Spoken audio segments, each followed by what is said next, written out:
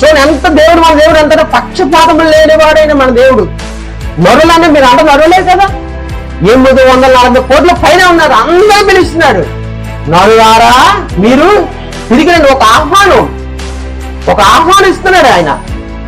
నరులారా అందరూ రండి, ఎందుకంటే నేనే దేవుణ్ణి, నేనే మిమ్మల్ని పుట్టించాను, నేనే పెంచుతున్నాను, నేనే పోషిస్తున్నాను. నువ్వు అని మళ్ళీ కూడా చేద్దాం, ఆయనే చెబుతున్నాడు. నీకు ఇచ్చతం తెలుసా? దేవుడు అంత మంచిదో తెలుసా? దేవుడు పుట్టించడమే లేదు, చంపడం కూడా చాలా మంచిది. ఇప్పుడు ఒక తల్లి ఉంటుందండి, ఆ తల్లి దగ్గరికి వెళ్ళి అమ్మా నువ్వు ఇంకా బతుకుందావా అనుకున్నా అంటే నాకు వద్దు బాబు అంటది.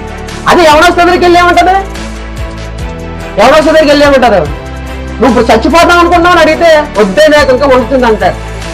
ఎందుకని? ఇక్కడ అనవసరం వృద్ధాప్యం ఎంత దరిద్రంగా ఉంటుందంటే, ఎంత బాధాకరంగా ఉంటుందంటే, అప్పటి వరకు ఇలా రా అంటే ఇలా వచ్చేవాడు, తర్వాత ఎవరికి ఏకైతే ఎవరు రారండి.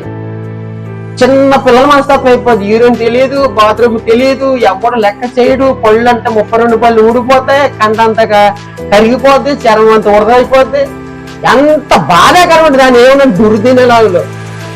నీ దుర్దినం రాకముందే నీ సృష్టికర్తను స్మరణకు తెచ్చుకోవాలి.